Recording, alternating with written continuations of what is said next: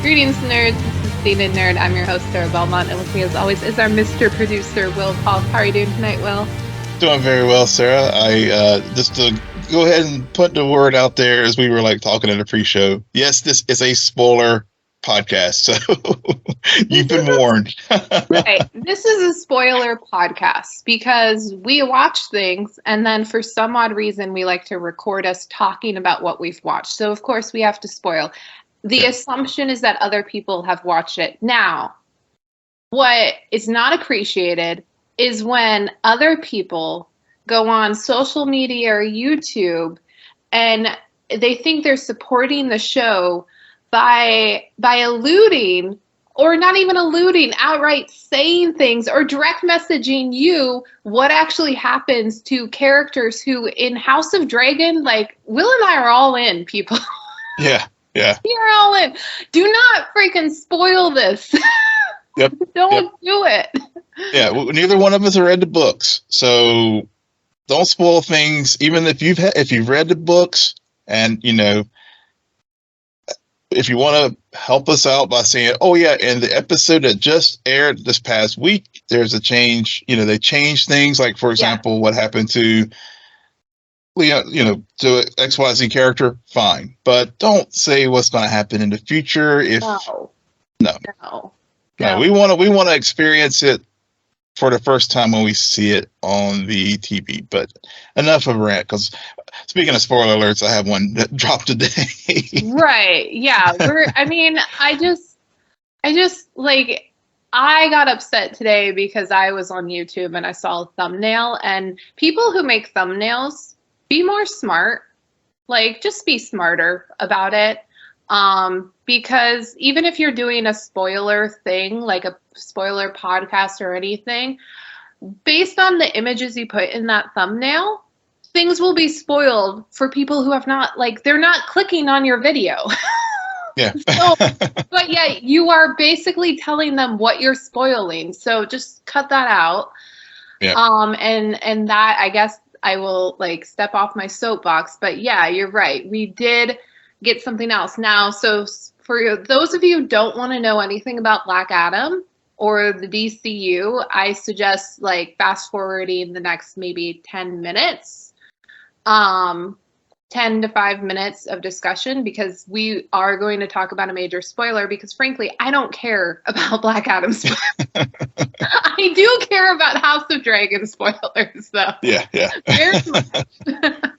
Same. Yeah. Yeah. Go ahead, Will. I mean, this is your news item. All right.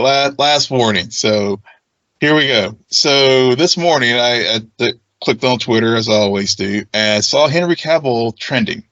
So I was like, I wonder what this could possibly be. That's never good.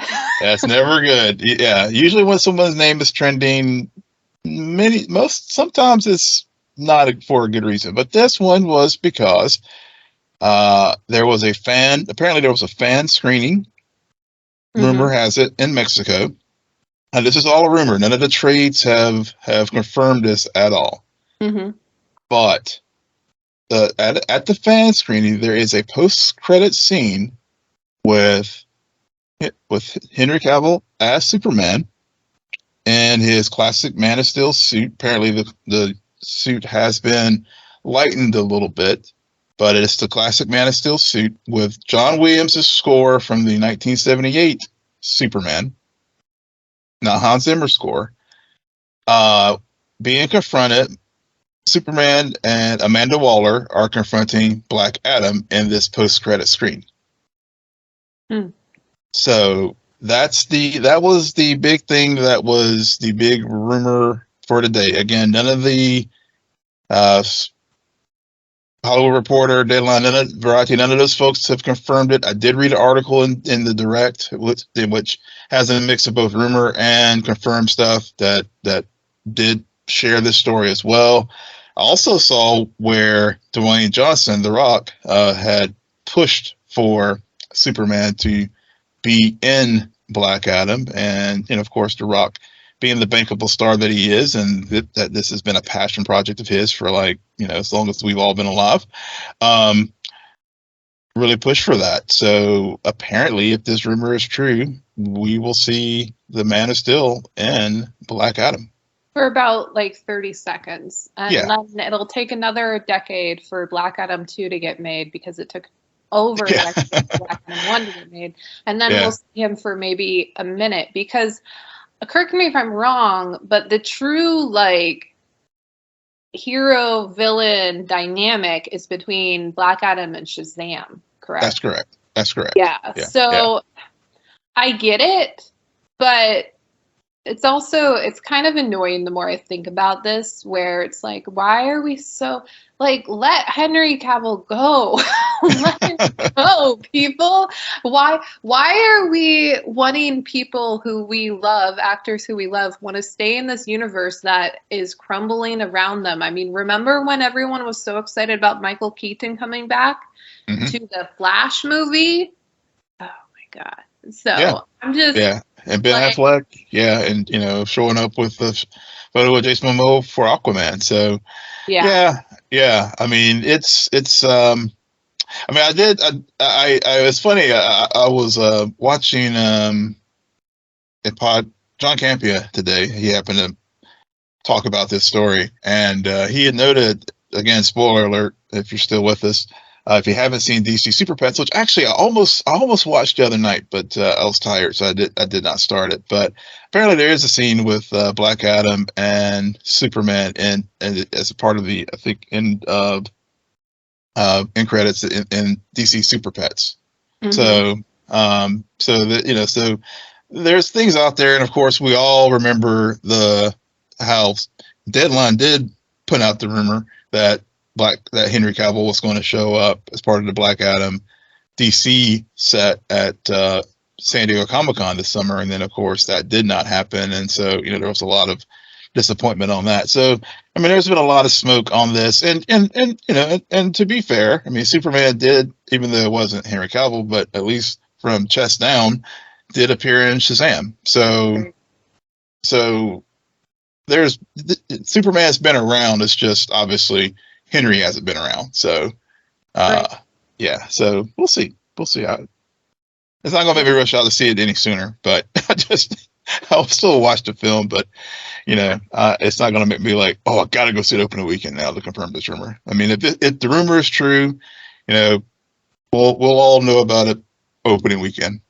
Yeah. So the spoiler is essentially, we now know 80% of what is going to occur in this movie, as opposed to before when we knew 75% because they showed it in the trailers. Yeah, I was thinking about it, and we're getting a lot of Hawkman and Pierce Brosnan's characters in it, in the trailers, and Amanda Waller, of course. Yep.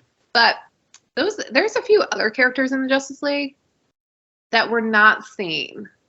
Yeah. So either this is really good marketing for those, or they're not showing them because there is no standout part, and they're just like there. Yeah. I guess Atom Smasher is really kind of. Yeah, I mean, it's not like it's clearly not a household name for many fans who don't know much about the Justice Society. And but the other they thing, know Noah Centineo. Right. Yeah. You may not know Atom Smasher, but for all y'all, to all the boys you love, which I watched the testing footage between him and Lana. No, I'm gonna get her name wrong. So LJ. Okay. It's the cutest thing. It's the cutest thing. I couldn't believe it randomly popped up. But anyway, sorry to cut you off. But yeah. Oh no. This is the one last. Yeah, no, it's cool. I mean, that's really the only last thing I had to say about about Black Adam is one thing that did indeed get confirmed is the runtime, which is 2 hours 4 minutes. So thank God it's short. Thank God it's short. All right, so that is the end of DC spoiler, even though they give away most of everything in the actual marketing of the movies. We will move on to House of Dragon, where we will be spoiling the Driftmark episode, but I cannot stress this enough, because I swear to God, if anybody tells me what happens in the last episode, There will be a red wedding. An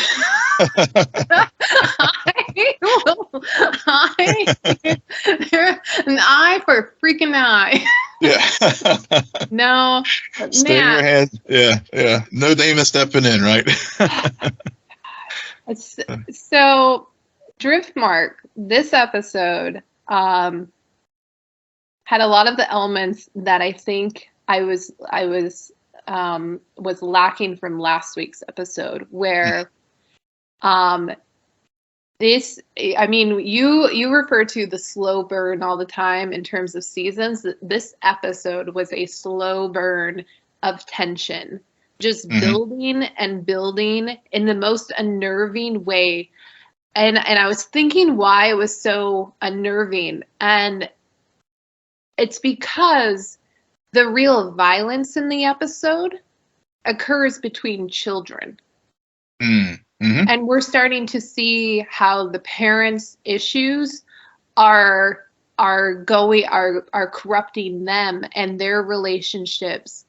And like we were talking before about how these characters, like, yeah, you want to root against Damon, but you also understand where Damon's coming from, or you want to like choose between Allison or Rhaenyra, but you can see both sides because these are three-dimensional characters, and now even their children are that way, which is a little bit unsettling because I don't know, for some reason I don't have a kid, but I like that was just an uncomfortable scene for me, and then I got even more uncomfortable when the punishment discussion was held, as I like to call it. But this played out so beautifully because we start with the funeral, and it is just awkward and quiet and somber, and it's just this weird mood. But I love when these episodes start with a very long extended opening, because for some reason that tends to set the tone and allows for a climactic scene to occur at the end of the episode.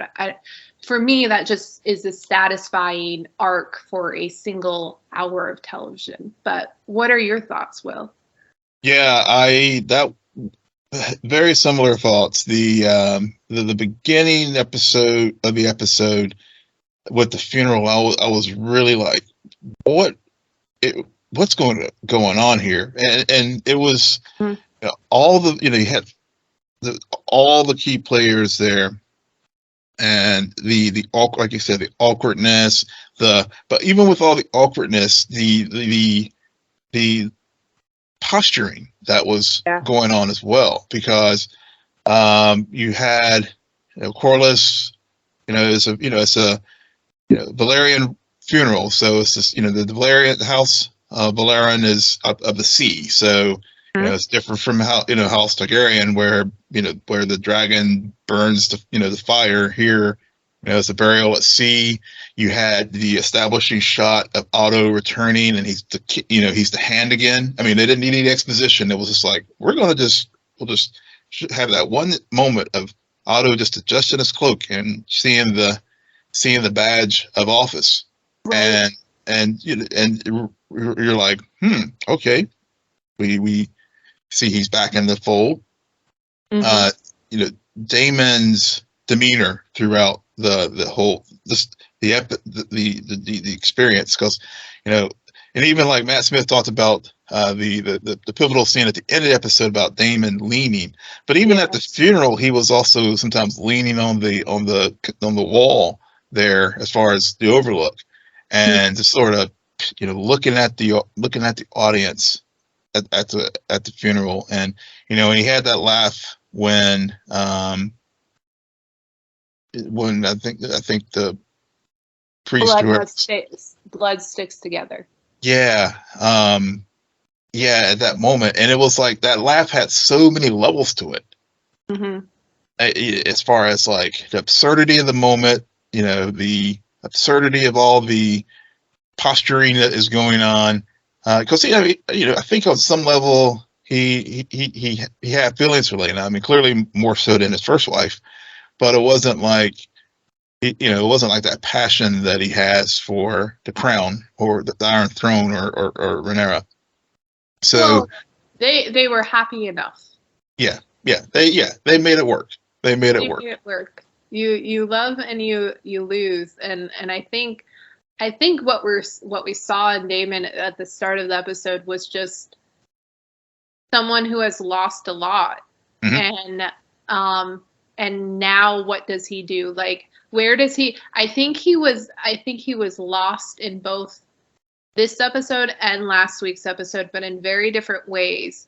Yeah. Because Lena at least could keep him grounded and like, no, this is your family. You're like, it was a solid foundation for something. He wasn't sure what exactly. He was trying to figure that out. But now he's a bit more untethered. And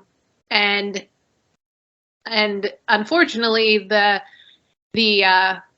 untetheredness could only last so long when all of his family drama and is suddenly in a single castle for, I don't know, a day, which was way too long because, man, you're putting all of these characters who have spent so much time putting space between one another.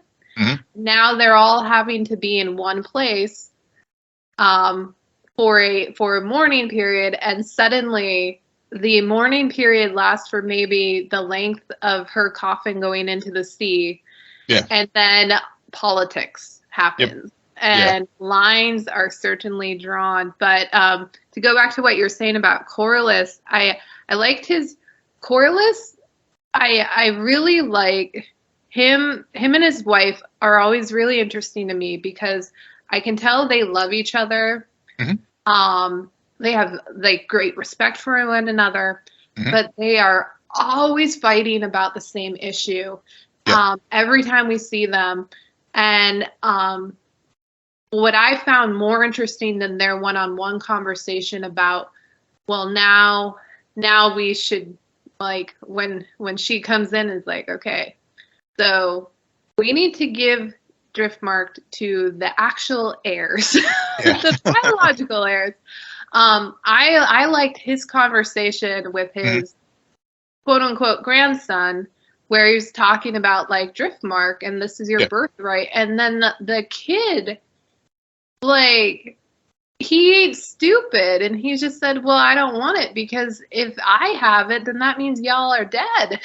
Yeah. What's that? It's like, yes, that's exactly how you should respond. That is a normal, very wise thing to say, especially at a funeral of someone. Yeah. I'm glad you brought that up. I was thinking that when we were talking about the children, because speak of all the posturing and all the parent stuff that was going on, you saw it getting passed to the next generation. Because as you noted, his grandson's like, y'all will be gone, and then Aegon and Aemon were, and their sister, their discussion, because their little sister was like, she was playing with the spider, and the spider had the, I think, green and black legs and stuff, and so and so of course that's the colors of the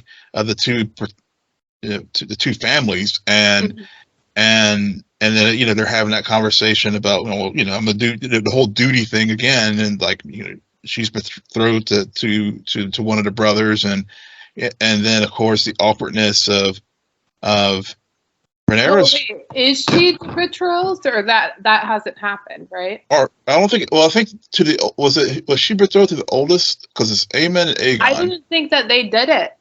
Okay, I think that's right. That's right. They were talking about hypothetically. Yeah. And Aemon is the one who, which I think he just takes after his uncle, and is very solid. And no, this is my duty. If mother chooses that, which I thought it was interesting. Yeah. He said mother. If mother decides, not father. Yeah. Because I think the kids are even like, dude, you ain't going to last too much. He's not going to last too long. And pretty much at this point, Viserys is just a puppet. I mean, yeah. Well, he a very well utilized puppet. Yeah. Yeah, I like that conversation because the more I think about that scene between those brothers, the more they are like history is repeating with the Targaryens because as annoying as Aegon is, he takes off after Viserys. Like even though he's the one who like would be next in line to the throne if it wasn't for Rhaenyra, based on that conversation, you can tell he leans more towards, but that's my sister. Why the heck would I want to marry her? Like, it's not so much about that responsibility and that duty. Well, Aemon, very different, very calculated.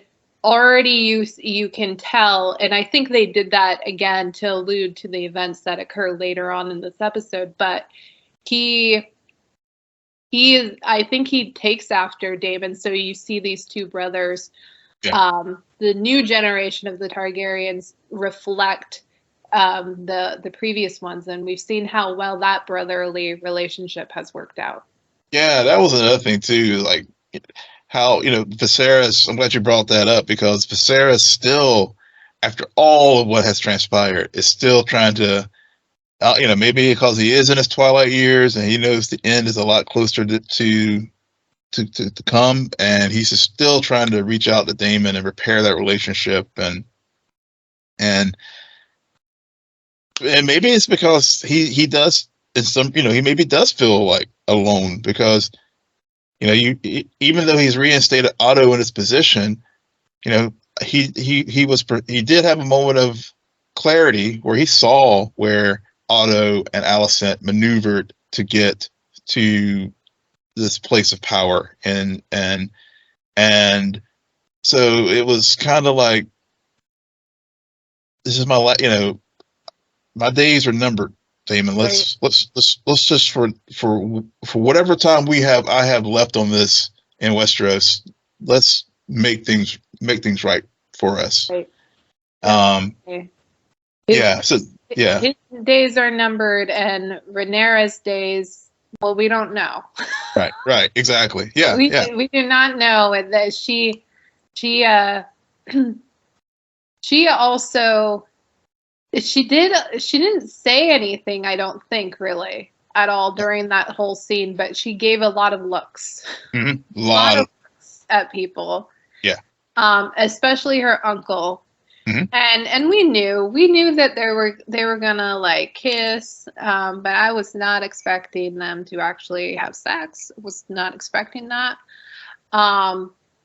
But they do, and their conversation was interesting. Just given the fact that she felt betrayed.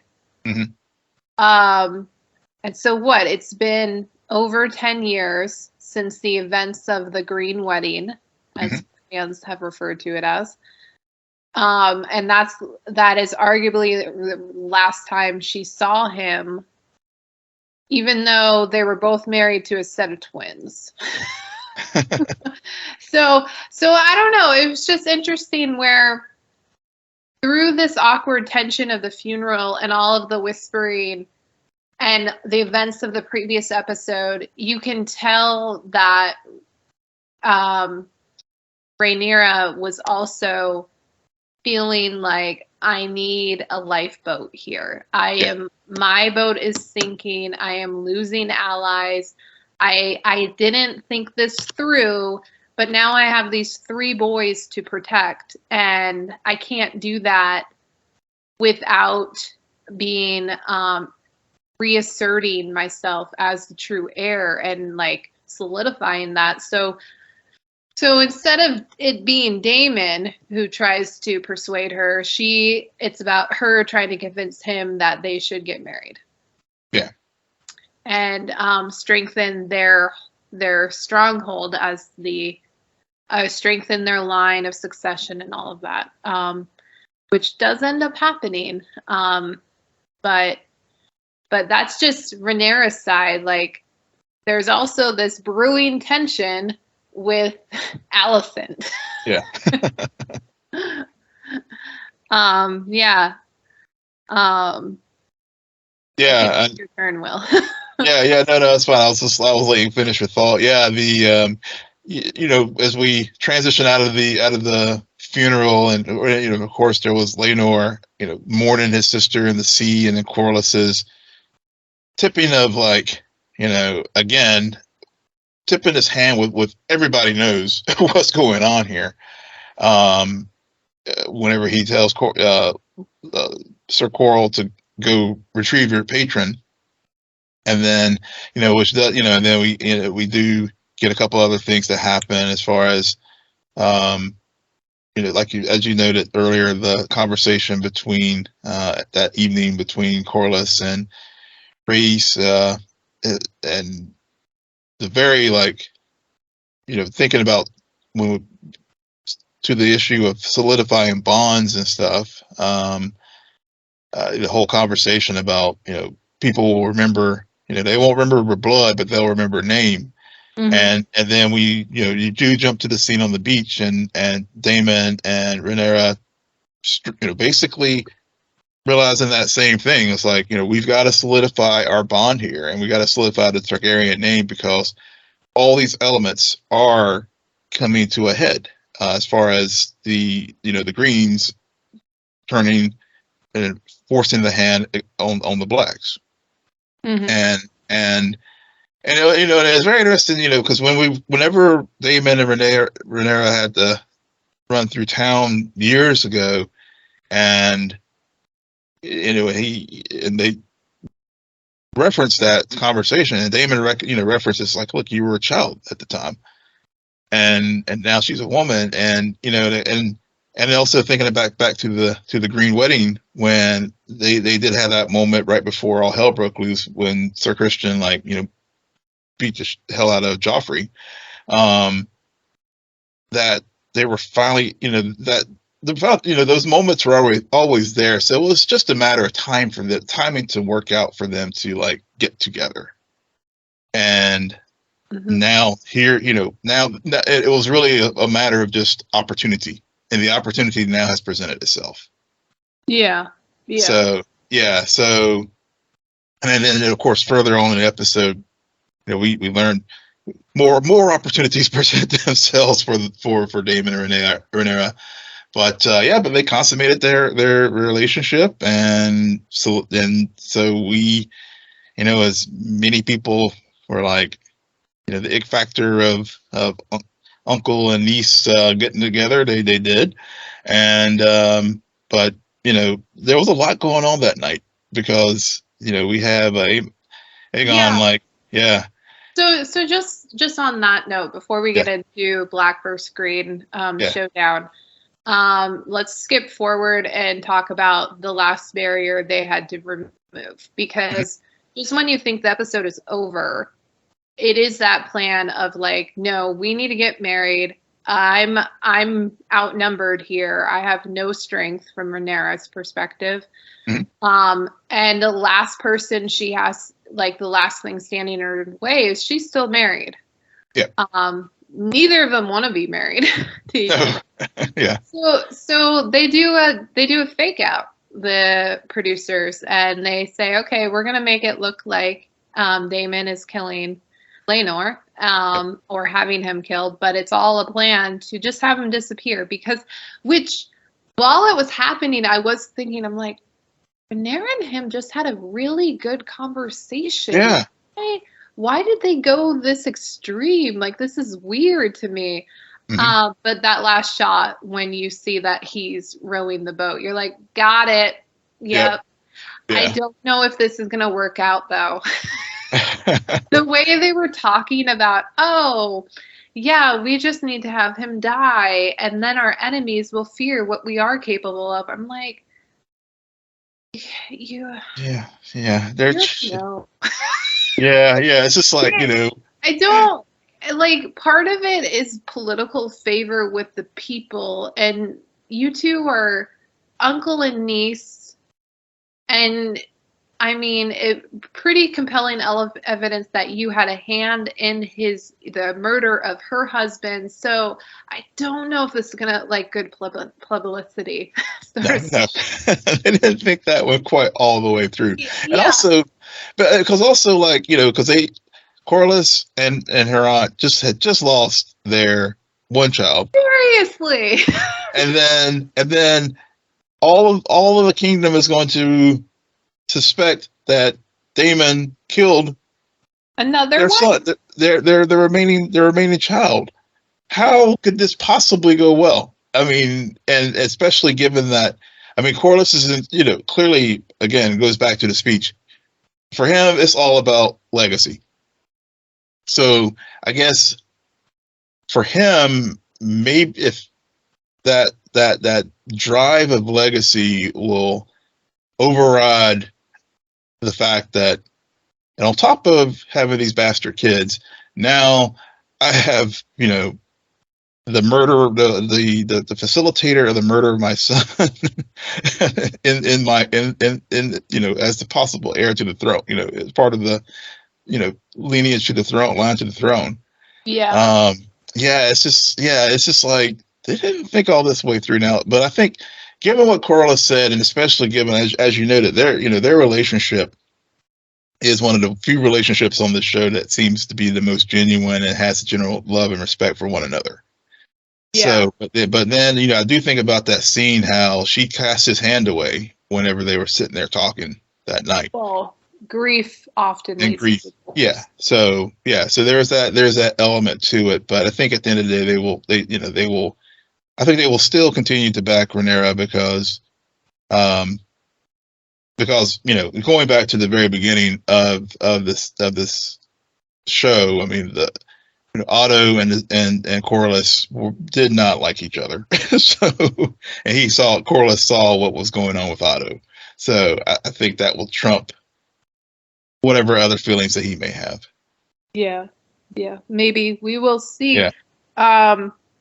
Yeah. So to go back to the night and the children squared down, I'm just going to run through this part real quickly. The essentially the igniting incident is Aemon becomes the rider of Lena's dragon. Yep. And makes his claim. Yep. The largest dragon there is. Take note of that. And then is met when he lands with his cousins. And it turns into a shouting match and a fight. And Aemon, he's small and scrawny, but he's not that small and scrawny compared to these kids. It's pretty brutal. Yeah, it is. It's a real fight. But luckily there's some sand in the eye, and then there's a stab, and he loses an eye, which leads to the confrontation that we've all been waiting for. Yeah. Oh God, that scene. Because you got blacks on the one side and the greens on the other side. You got Rhaenyra like comforting her children who are also a little bit scratched up too, but all Alicent sees is her son sitting there without an eye, and Viserys, who, I mean, we're talking about his son and his great grandsons, because even though they are not Valyrian, they're still Targaryens, so they're still his blood regardless. Yeah, they're grandsons. Yeah, his Yeah, great. yeah. This is grandsons. Yeah, and they're Rhaenyra's kid. Then Rhaenyra, like, he is like, that is his firstborn. That is his first priority, above all else. And Alicent knows that, but man, that poor Alicent, like, I felt for her, but I was also, having witnessed the fight, I was also like, Aemon deserved it. Yeah. Deserved it. Come on. He's pretty smug over there. Like, these are little kids, and he's over there about to choke. Like, what if he had killed one of them? Would you be saying a death for a death? No. So, but I also, like, this is why I love this show so much, is that in this whole battle, I see all the points. They do make it more.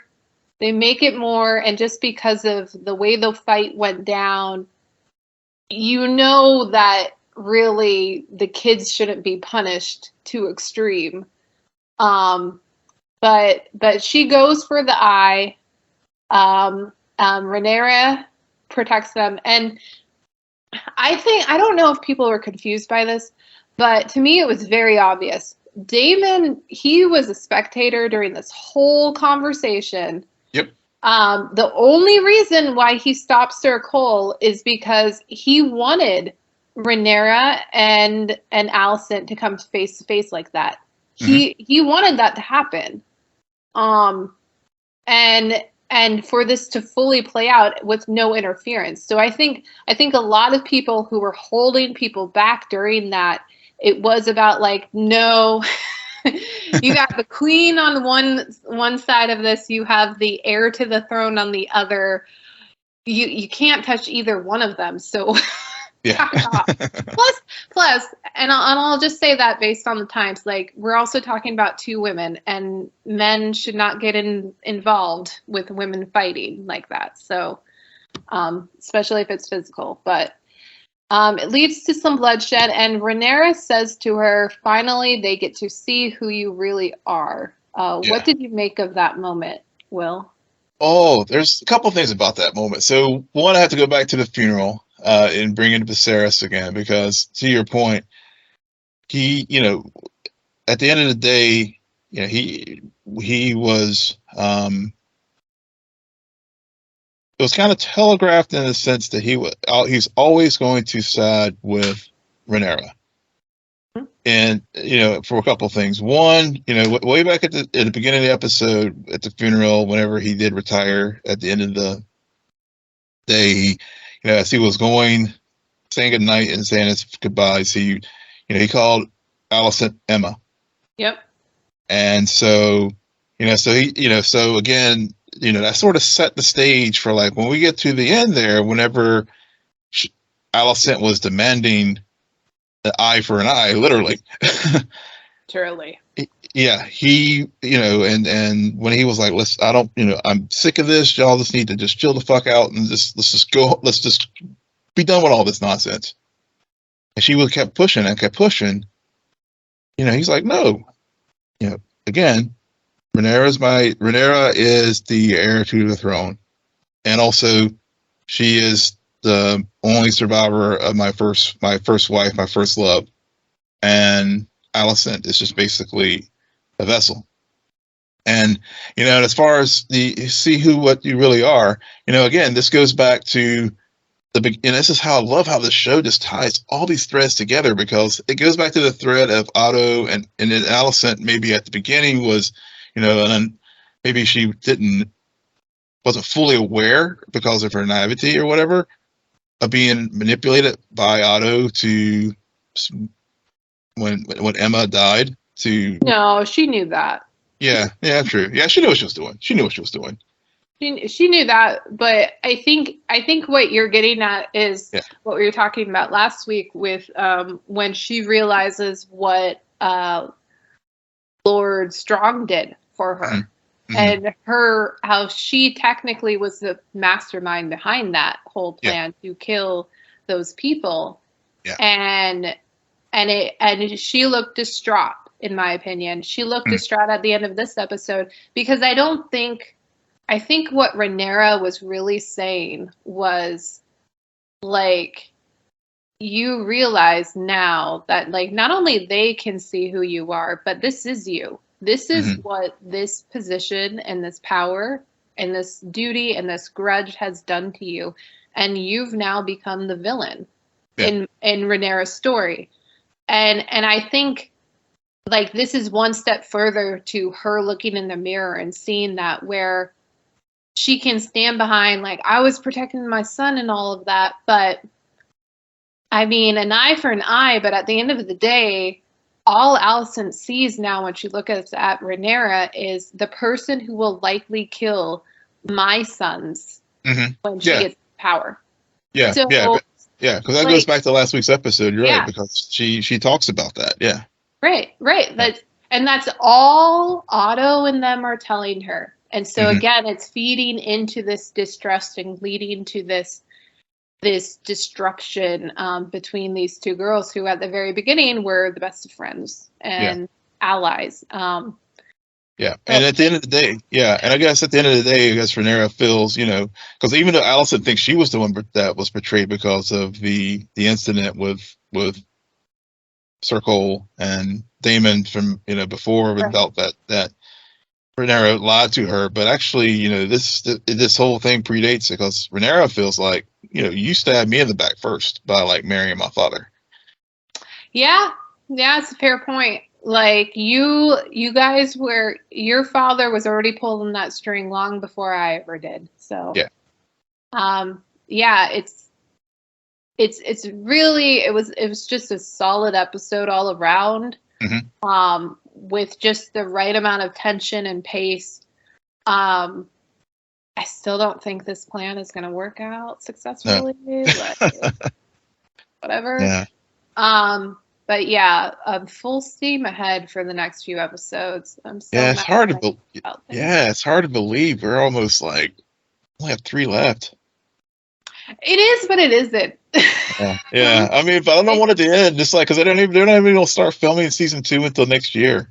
Oh yeah, like I don't want it to end, but I really want to know what happens. Yeah, same. Yeah, yeah. Same. Like I just want to get through this, and then. But all right. So on that note, we do have 2 other shows to talk about, and I want to keep things positive and talking about knowing what happens. Before I could watch She-Hulk today, everyone was like, "Oh, Daredevil's in it." Thanks, guys. I knew it was coming. Yeah. But I wanted to be, but whatever. Overall, this is the best episode of the season. Yeah, by far. And I was thinking about it.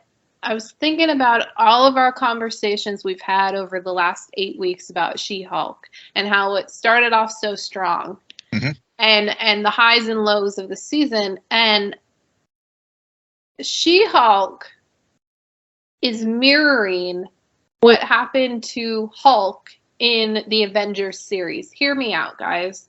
He's one of the Avengers who, if you don't count Incredible Hulk, because he literally was a different person in that movie, we don't have a standalone film with Mark Ruffalo as Hulk. Nope. Because the way they introduced that character in that version of Bruce Banner was through an ensemble cast of superheroes who we do know. Because for whatever reason, in this universe, he works really well as kind of like, not the sidekick, but just to bounce other personalities off of. And I was thinking about She-Hulk this season. The best episodes have always featured a major hero from the movies we already know. Like you have Bruce in the first, I think, 2 episodes, and then you bring in Wong and Madison, who I know is not a superhero, but come on. Maddie and Wongers for the win. Yeah. And now you got Daredevil, which Matt Murdock just brought new life to this character. We finally got a good courtroom scene. Oh, yeah. And we only got a good courtroom scene because they both are intelligent lawyers. All of the other courtroom scenes have been stupid because there hasn't really been a good back and forth between the lawyers. Yep. I don't know why they did it that way, but they just did that way because they wanted the plaintiffs and defendants to represent whatever. It's just, you felt more like, no, if Jennifer is so good at the law, she should be up against a worthy opponent.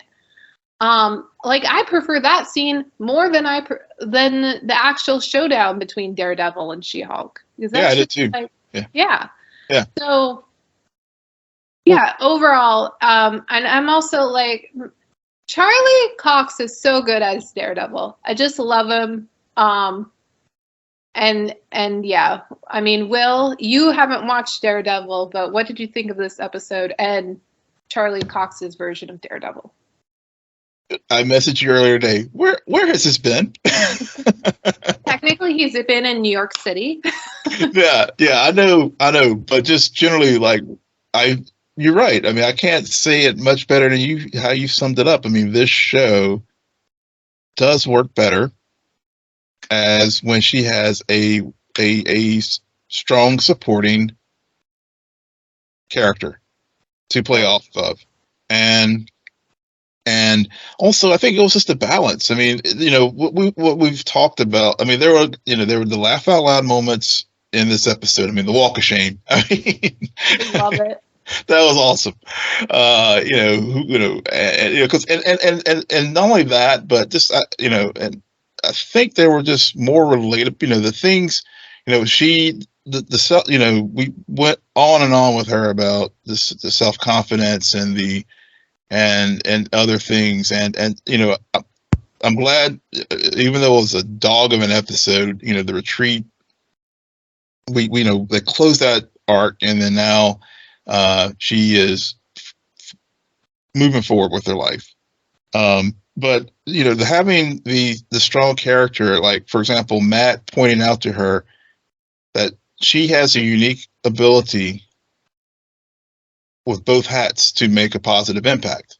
She can make a positive impact in the courtroom as Jennifer Walters.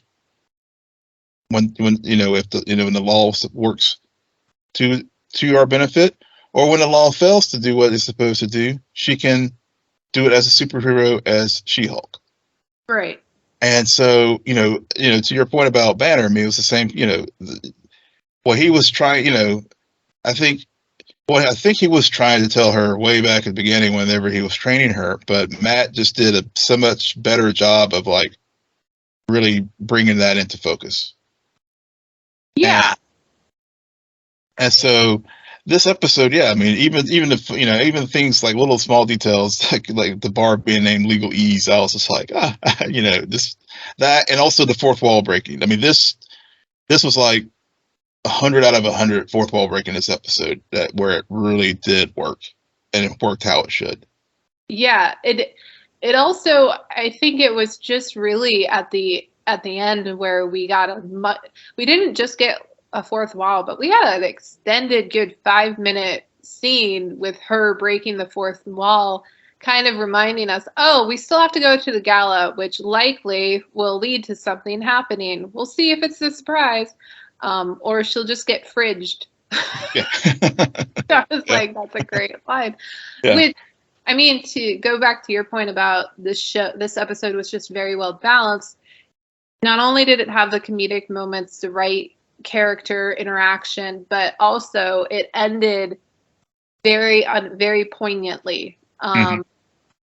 Because, and I wasn't expecting this. I didn't even think about like we knew that he scanned her phone at the end of the episode. Yeah. We did not see, what they did not show is that he also taped them having sex. Yeah, the revenge porn thing angle was, did not see that coming. The slut shaming. Yeah. And that to end already they did a good job kind of guiding the viewer to like, this is going to end badly, but in a way that you weren't expecting. When she goes up to get her award and suddenly they call off, like, any female lawyer in this room, please stand up to get your award for just being a female lawyer. So now tell us, how does this feel?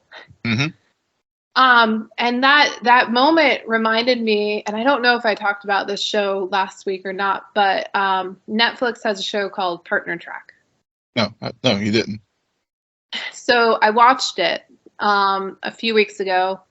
It's advertised as a romantic comedy, like very similar to Emily in Paris, which 75% of it is. But they explore workplace sexual harassment and racism very smartly. very intelligently. It's very complex with the characters. And there is a similar moment in that show where this Asian female lawyer gets an award, and it's like the first question, so how does it feel to be Asian and female and a lawyer? Like, why can't we just be called lawyers? Yeah, exactly. It's like, yeah. So I mean, I liked how we've talked about this when there were strong episodes of the show. Like, the balance to make a comedy work is you have to have these poignant, dramatic moments that hit because of the comedy that you've been playing around with. Like, none of these events fell out of context in the world that they've been building, which I really liked. I mean, I think this show would have been stronger had it been released all at once, just because of how things are playing out. I mean, I wasn't honestly expecting the Luke to come back, and but now I understand why, and I understand, well, why didn't I expect that? So I'm kind of mad at myself. But yeah, overall, good episode. Yeah. And I have strong hope that they're going to actually land the ending. Yeah. If they do the things they did in this penultimate episode, because again, I didn't watch, so I wasn't like, since I hadn't watched the Netflix show, Daredevil thing for me really, it didn't move the needle for me one way or another, because honestly, I was, after last week, as everyone knows, I was pretty close to bailing. So whatever spoilers I saw today, I was kind of like,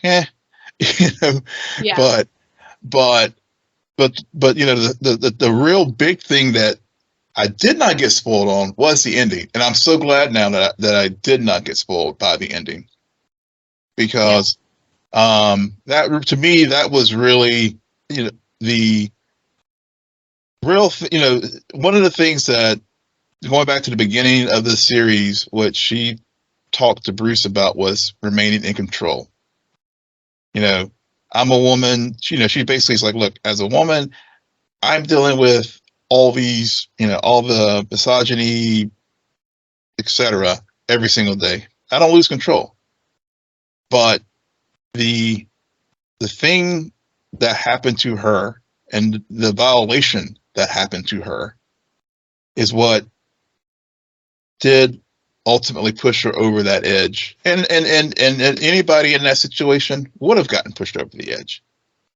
Right. And I think it was even though the journey to get to this episode was very rough and rocky, it now, in hindsight, I have to say, we had to go through the goofiness and all that kind of stuff for this moment to really matter.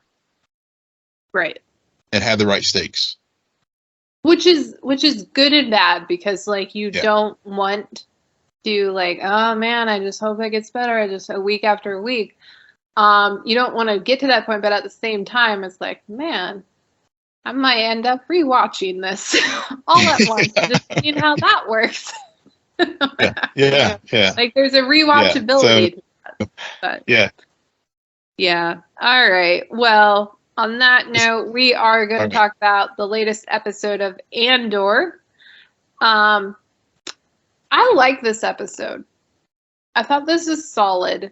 I while watching it, it's probably the most, I was focused. Will, you would be very proud during this episode. I'm very proud. I could tell by your notes. I was like, I was smiling when I got the rundown today, because I was like, oh yeah, Sarah was locked in on this one. I can tell you fun fact. I've been trying out this new thing for the past few months, where I watch the episodes and then later do my notes. Yeah. Because I've realized that it's more distracting for me. And so I'll tend to listen to somebody else like go through the events and I'll be like, no, I'm writing my notes, trying to have a fresh or remembering thoughts that I had during it. Yeah. Unless something really stands out. But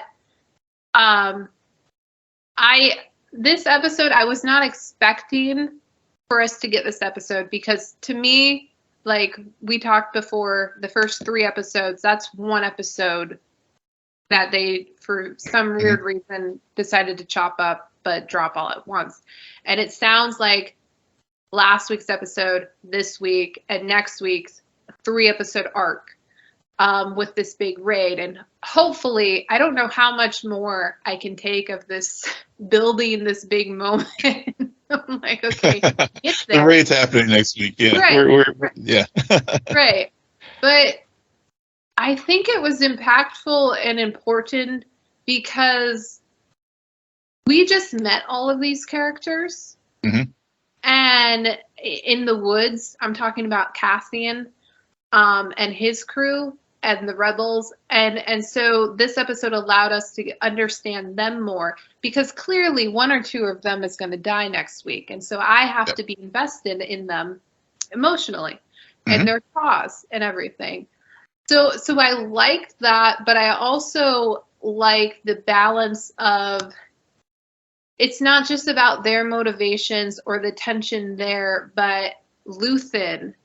And Luthen is the mastermind and has put these pieces together. And tomorrow it's either going to work or they're all dead. And he's like the parent who has to let the kid go. And you're like, no, I don't.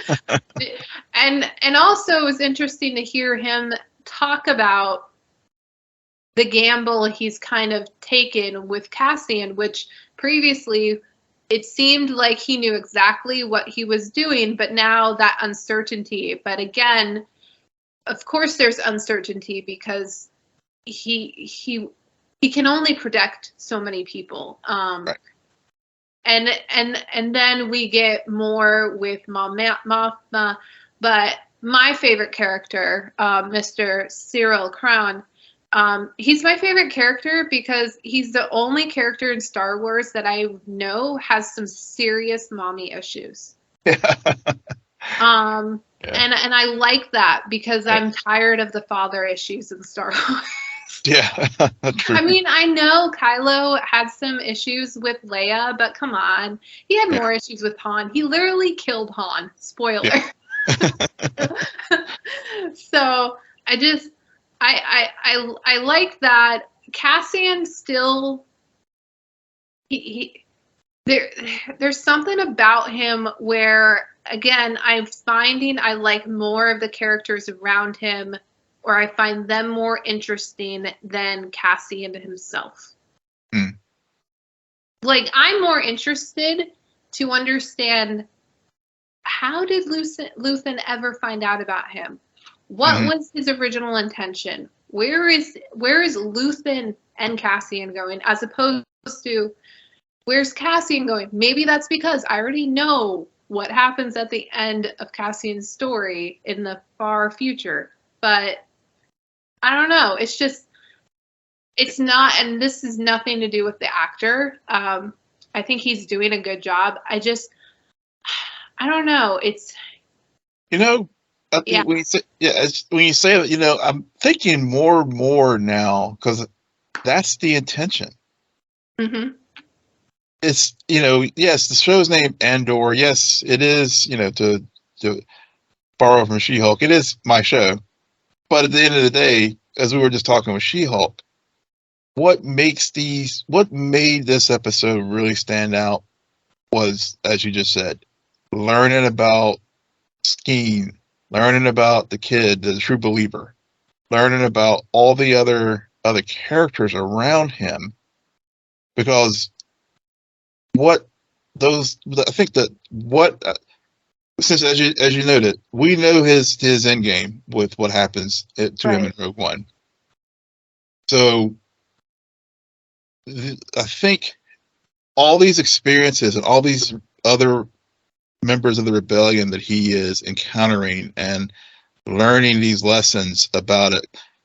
I think Cassian I think it's an intentional thing for him to be more in, I won't say in the background, but not necessarily be the center of every, he is the center of the sense that, like, for example, this week, he called out the fact that, yes, you guys are scared, but don't use me as a scapegoat because, you're trying to figure out a way to back out of this thing.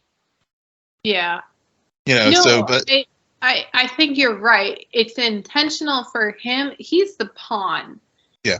And see, this is again why you just shouldn't air your shows while House of Dragon is going on, because I'm used to playing with queens and kings, not the pawns. And so now we have a character, but I do really like Cassian was arguably my favorite character in Rogue One. Mm-hmm. So I went into the series looking forward to it, looking like, okay, and maybe we'll get it more with season 2. Yeah, because it'll be closer to that. And I think his motivations, like right now, it's not just about like how the rebellion began and all this stuff. It's more about like how did Cassian get into the rebellion and really affirm there, because he's been doing things and stealing things, which on that note, I just had this come in my mind. Don't forget when we first meet him in this episode, in this series, he's looking for his sister. Mm-hmm. So the question is, when will that resurface? Yeah. Put it out there. I mean, I know we got Cassian's sister, and then we got this weird Uncle Harlow for Kron, mm-hmm. Cyril, who's like, okay, who's that guy, and what will happen? And man, was that all I could think about was Obi-Wan during that one scene with Cyril, where he's looking at Andor's hologram. Yeah. Because there's just a lot of holograms in Star Wars. Yeah. The one that got away. Yeah. But the one who got away.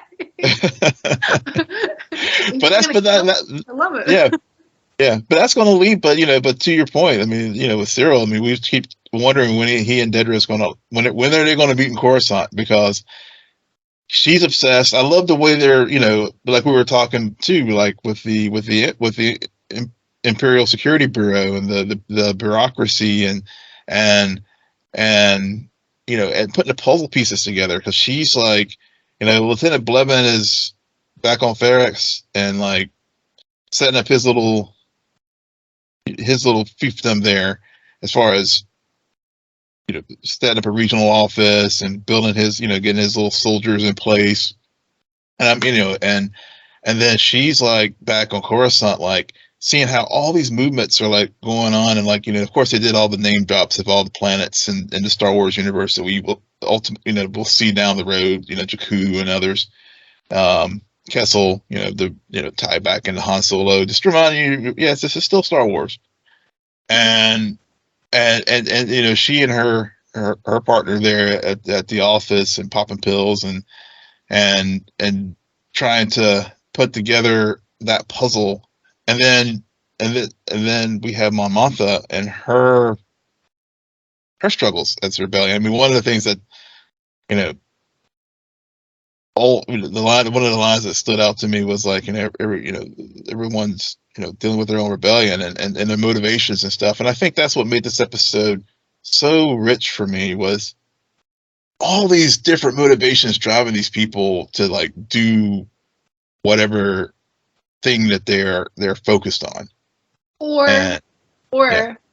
I think I'm glad you brought that up, because what I wanted to point out about that is, again, the bad guys, arguably not really that bad.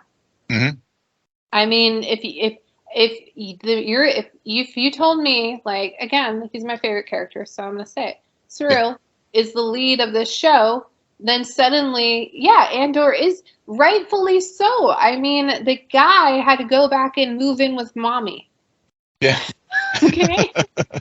It blew up in his face. You're telling me if that didn't happen to you, that you wouldn't be looking longingly at a hologram every night, wanting your revenge? Or what is her name? Dorena? Dedra. Dedra? Dedra, yeah. Daedra, she's right. She's right. And the stupid, her leader won't listen to her, and her colleague is too competitive and wants to be the perfect supervisor. It's just, in a way, you kind of, it's not that you want her to figure it out, but you kind of want, she hasn't done anything yet to Andor. She hasn't, I think what they're showing better in this show than I would argue most of Star Wars as a whole is how the Empire, that's the villain, but there are people in that Empire. People who are just doing their job, or from their perspective, they're not the ones going and killing kids or taking, they are in charge of order and making, so it's a very, so we haven't been shown the true villains, which I think is important, or not important, but I think makes for a stronger story. Yeah. Because we're so used to that. Yep. Yeah, it is. So yeah, you're right. I mean, they're just carrying out the bureaucracy of of running a vast galactic empire, and in their story, and in their eyes, you're just doing our job, and the rebels are the foil, and what we learned from Skeen and others about what that type of bureaucracy is doing to people who are not falling in line, or who have things that they want, resources, to explore, or loss, because loss. Because I mean, Skeen, I mean, his motivate, is revenge. I mean, the axe forgets, but the tree, but the trees. What's the key line from this episode? The axe forgets, but the tree remembers. And and he talks about his the pepper farm, tree farm on his homeworld, and how his brother, how the Empire, the prefect, came in and murdered his brother and took all the lands. And of course, when we first see Cassian, whenever he was a kid, in the planet that he was on originally, and when the Separatists, you saw the big mines dug out and stuff, as far as the Empire just doing their thing. And then of course the True Believer, the kid, as well as Bill's manifesto, which I think that might be, I think he sadly is going to be one of the ones who's going to get who may get killed next week. He has that, the other line as far as the pace of oppression outstrips the line. Yeah. But I mean, he has that, he just talks about how basically, things evolved so quickly after the old Republic fell. Because the Empire at this point is only 15 years old, but you see how, in his just in his manifesto, and then talking about the star chart thing with the old gear that he just uses to do things versus the newfangled easier product that the Empire has. I mean, it's just see how quickly we just sort of we'll go to how easy it is to buy the rhetoric and buy the Empire is a good thing for us all. And, for at least for much of the populace, like Mon Mothma's husband. I mean, he's just kind of fat and happy. He's why rock the boat? We got it good. We got this dope ass car that, that life is good as a senator. And, right. and why will we rock the boat? And then, her household, I mean, she's she's got a teenager who's just like, oh, mom, you're just showing appearances and stuff because, you're just another politician, and, but then we know what Mon Mothma has to, what she is sacrificing and what she may have, whenever push comes to shove, whenever she's eventually probably exposed as a member of the, either as a member of the rebellion, what she's going to have to give up and what are her motivations as far as doing this. I mean, we got a little bit, but we're still learning about her, and that's why, there was, other than the chill of the Empire with the TIE fighter like skimming down through the valley there, there was really not much more action stuff. And then of course the lieutenant that's part of the group on the planet there, helping out the rebel group, and his motivations, like, he decided to become a rebel because it sounds like he got, another Imperial officer took his girlfriend. So I mean, it's just a lot of this, all these little elements, like you said, are things that make this episode so strong, and also gives us stakes for going into next week, where we, when things do eventually go down and we may lose some of these people, it's just not like, a forgettable like character that didn't matter. All these people do matter as far as this universe that they've built. Yeah, and they have different motivations than what you would originally have expected. Yeah. But beyond the archetypes that we've gotten so used to seeing in Star Wars. Yeah, definitely in Star Wars and in all things. yeah, true, yeah. All right. Anything else before we head out? No. I think this is a week where we were 3-0 as far as content. I mean, it was a great week for TV.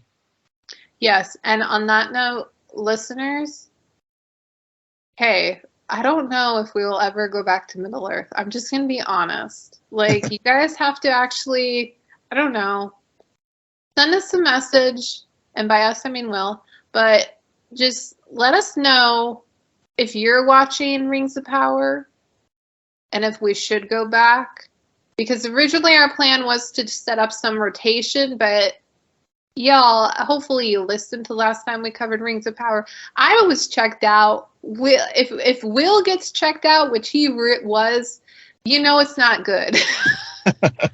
But I also, if you guys want us to talk about it, I just want that feedback. Let us know if you're watching it, what's going on, like if we should return, and we might return in the future, but we do have a few shows that are ending within the next couple of weeks, so that will free up time. But yeah, just if anybody was curious about why we stopped, just because when I literally can't remember anyone's name but Gladriel, like, the show isn't working for me. Yeah. I agree. If you want us to, we will, and we will get back to Stargirl and stuff. But as Sarah noted, She-Hulk will end next week, so that will and House of the Dragon. Yeah, we have a plan. We do have a plan. So bear with us as we work through these things. But we love hearing from you, so let us know what you'd like for us to cover. And on that note, Will, why don't you tell our listeners where they can find you? Yes, you can find me on Twitter and send me messages on comments we made about things tonight and future things as well at Will M. Polk, WILLMPOLK. But don't send him spoilers. Yeah, appreciate the spoilers. Yeah. Please follow me on Twitter at SJ Belmont, SJBELMONT. Please follow our crew on Twitter at CNN Nerd. Friend us on Facebook, follow us on Instagram, and visit our website, www.cnnerdpodcast.com. But most importantly, rate, follow, and comment on Apple Podcasts, Spotify, YouTube, Google Podcasts, or wherever you get your podcasts. Good night, Geek Out. You're welcome.